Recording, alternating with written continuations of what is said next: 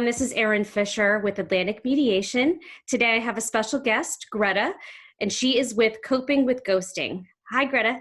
Nice to see you. Hi. Thank you for having me. Oh, thanks for being here. So we connected online through, I think, Instagram and some posts that we both have made jointly.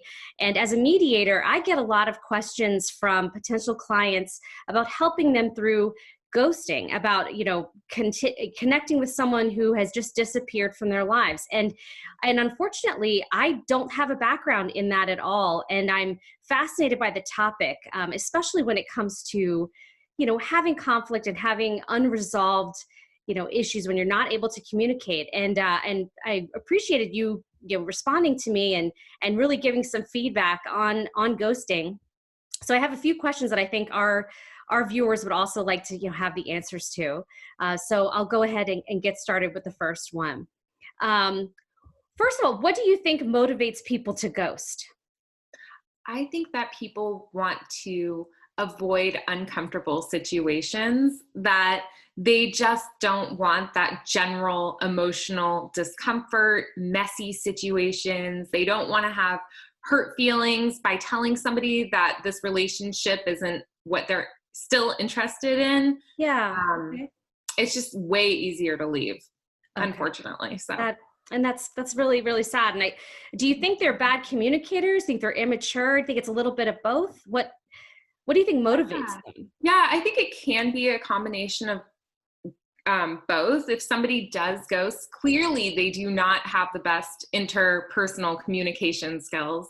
And the very fact that they ghosted shows that they are not able to have a mature, healthy relationship with the person that they left. Okay. Yeah, that makes sense. And that's unfortunate. Even, in solving conflict in mediation, it's the same thing. Communication is usually the number one thing, that causes the conflict. It causes it to persist. But with ghosting, it's really one-sided, and perhaps, the person doesn't even realize how badly they're hurting, the person that they're ghosting. So, when looking at, instead of being cynical about it, is there a way to spot a potential ghoster, or if that's the right term, or is there some, way to know if you're going to fall victim to that? I really wish I could just give you a magic formula for that. However, I don't think so. I think early on in a relationship, it's important to look for red flags. Ask yourself, is this person able to clearly articulate their feelings? If conflict does arise, can they talk about it and have an adult discussion instead of just sweeping it under the rug? So, I encourage people to really trust their intuition with who they're in a relationship with, whether it's just a friendship or even romantic. I continued to date somebody who I didn't feel was right for me. And then ultimately he ended up ghosting me, and it was brutal. So I wish I would have followed my heart. Your own gut instinct. Yeah. Okay. Right. That makes sense.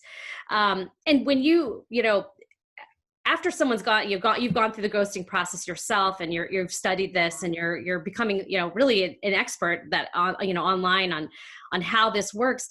What is your best, advice for someone who's going to cope with it? Just assuming that they're never going to get closure, maybe, but what's the best way to cope, especially now during the holiday season? Right. So coping is an inside job. Obviously, you can't, I say respect the dead, let them be. Don't go back to that person. That person is no longer there for emotional support. So it's time for you to focus on yourself and practice lots of self-care. Affirmations have been really helpful for me. Looking in the mirror and telling myself, I love you, I am enough. All of those positive, inspirational words that really validate that I'm here for me has been very helpful. Okay, great. And you mentioned around the holidays, though.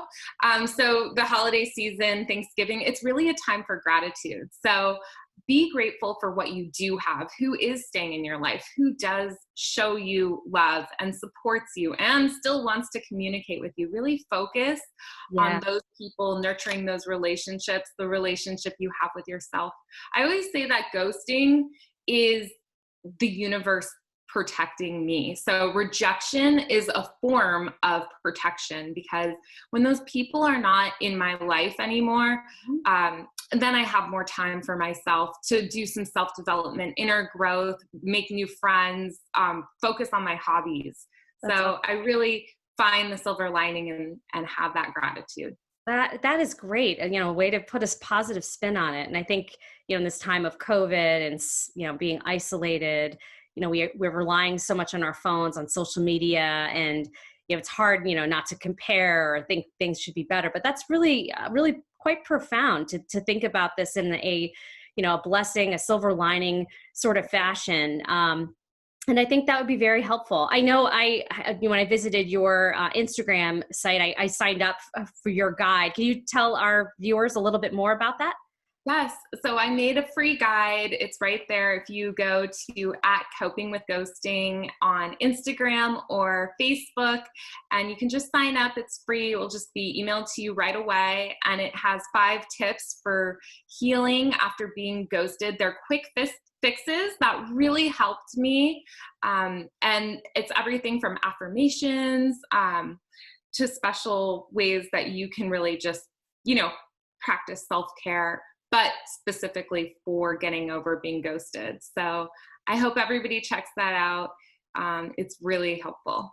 Absolutely. I think it had some really great information, very practical advice. Well, Greta, thank you so much for being with us today. I really appreciate your time and your expertise in this matter. I'm looking forward to staying in touch and collaborating again in the future on other topics related to this, because it's an epidemic. It's not going anywhere. And so I really am grateful for everything you're doing.